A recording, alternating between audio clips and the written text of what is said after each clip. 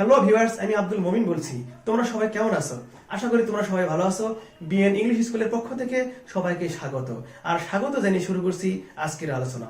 আজকের আলোচনা যা রয়েছে অ্যাডজেক্টিভ চিনিবার সহজ উপায় পার্ট 1, অর্থাৎ কিভাবে সাফিক্সের মাধ্যমে অ্যাডজেক্টিভ চেনা যায়। একটা শব্দের শেষে আমরা কি দেখে চিনবো যে এটা অ্যাডজেক্টিভ।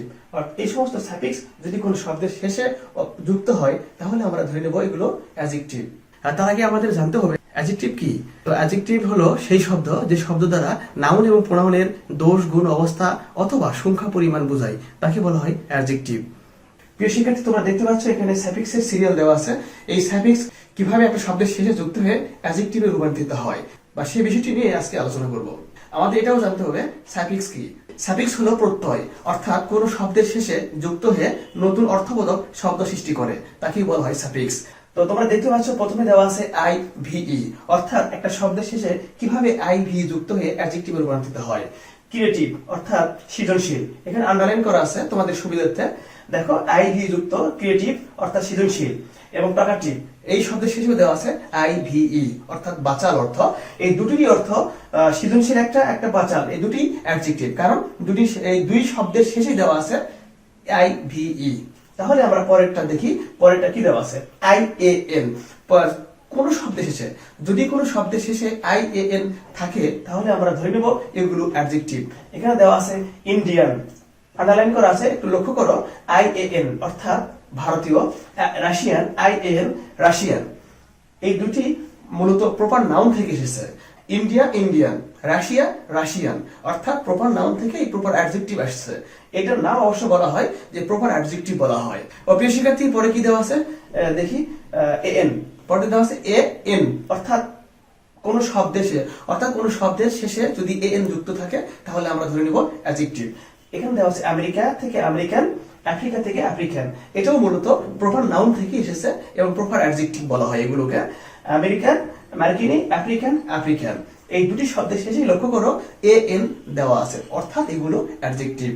তো প্রিয় শিক্ষার্থী, আমাদের এও জানতে হবে যে এই সমস্ত শব্দের অর্থ যদি কোনো নাউন অথবা প্রোনাউনের দোষ, গুণ, অবস্থা অথবা সংখ্যা পরিমাণ বোঝায়, তখন তাকে আমরা ধরে নেব বা তখন ওই শব্দটিকে ধরে নেব যে অ্যাডজেক্টিভ।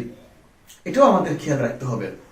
পরে কি দেওয়া আছে দেখি, এ বি এল ই, অর্থাৎ কোন শব্দের শেষে যদি এ বি এল ই যুক্ত হয় তখন তাকে বলা হয় অ্যাডজেক্টিভ। যেমন দেখো রিলায়েবল অর্থাৎ বিশ্বাসযোগ্য, ফর্মিডেবল দুর্দান্ত, অর্থাৎ এই দুটি শব্দের শেষেই এ বি এল ই দেওয়া আছে, আমরা ধরে নেব এগুলো অ্যাডজেক্টিভ। তোমাদের সুবিধার্থে আন্ডারলাইন করে দেওয়া আছে, একটু লক্ষ্য করো এ বি এল ই।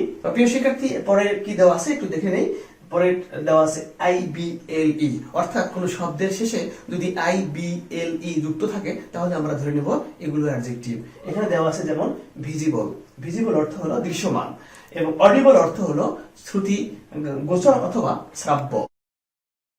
এই দুইটি শব্দের শেষে দেওয়া আছে আই বি এল ই, অর্থাৎ এগুলো অ্যাডজেক্টিভ। পরে কি দেওয়া আছে একটু দেখে নেই।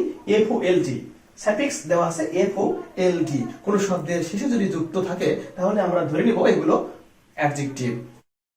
5 ফোল্ড 5 গুণ, মেনি ফোল্ড বহু গুণ, এই দুটি শব্দের শেষে দেওয়া আছে এফ ও এল টি, অর্থাৎ এগুলো অ্যাডজেক্টিভ। পরে কি দেওয়া আছে একটু দেখে নেই প্রিয় শিক্ষার্থী। এ এল, অর্থাৎ কোন শব্দের শেষে যদি এ এল থাকে সাফিক্স তাহলে আমরা ধরে নেব সেই শব্দ অ্যাডজেক্টিভ। অর্থাৎ মর্টাল, মর্টাল অর্থ হলো মরণশীল, ব্রুটাল অর্থ পাশবিক, এই দুটি শব্দের শেষে দেওয়া আছে এ এল, অর্থাৎ ধরে নেব এগুলো অ্যাডজেক্টিভ। প্রিয় শিক্ষার্থী, পরে কি দেওয়া আছে এটা দেখে নেই। পরে দেওয়া আছে আই সি, অর্থাৎ কোন শব্দের শেষে যদি আই সি যুক্ত থাকে তাহলে আমরা ধরে নেব এগুলো অ্যাডজেক্টিভ। অর্থাৎ এখানে দেওয়া আছে হিস্টোরিক, ঐতিহাসিক, ইকোনমিক, অর্থনৈতিক, এই দুটি শব্দেরই শেষে দেওয়া আছে আই সি সাফিক্স, তাহলে এগুলো অ্যাডজেক্টিভ। প্রিয় শিক্ষার্থী, তাহলে পরে কি দেওয়া আছে দেখে নিই। আই সি এ এল, অর্থাৎ কোন শব্দের শেষে যদি আই সি এ এল থাকে তাহলে আমরা ধরে নেব এগুলো অ্যাডজেক্টিভ। এখানে দেওয়া আছে হিস্টোরিক্যাল, ঐতিহাসিক, ইকোনমিক্যাল, মিতব্যয়ী, এই দুটি শব্দেরই শেষে দেওয়া আছে আই সি এ এল, অর্থাৎ এগুলো অ্যাডজেক্টিভ।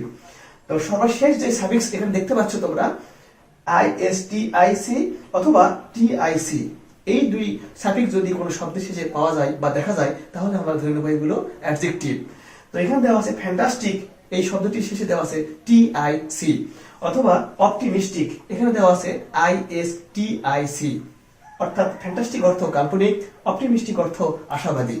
প্রিয় শিক্ষার্থী, তোমরা এতক্ষণে বুঝতে পেরেছো যে কিভাবে একটা শব্দের শেষে এই সমস্ত সাফিক্স গুলো যুক্ত হয়ে অ্যাডজেক্টিভে রূপান্তরিত হয়। তো আমাদের এটাও মনে রাখতে হবে, ওই শব্দটির অর্থ যদি কোনো নাউন অথবা প্রোনাউনের দোষ, গুণ, অবস্থা অথবা সংখ্যা পরিমাণ বোঝায়, তাহলে সেটি অ্যাডজেক্টিভ। প্রিয় শিক্ষার্থী, আমার ক্লাসটি যদি ভালো লেগে থাকে অবশ্যই আমার চ্যানেলটি সাবস্ক্রাইব করে আমার সঙ্গে থাকো এবং ভিডিওটিতে লাইক, কমেন্ট, শেয়ার করতে ভুলো না। ভালো থাকো, সুস্থ থাকো, সবসময় বিএন ইংলিশ স্কুলের সাথেই থাকো। ধন্যবাদ সবাইকে।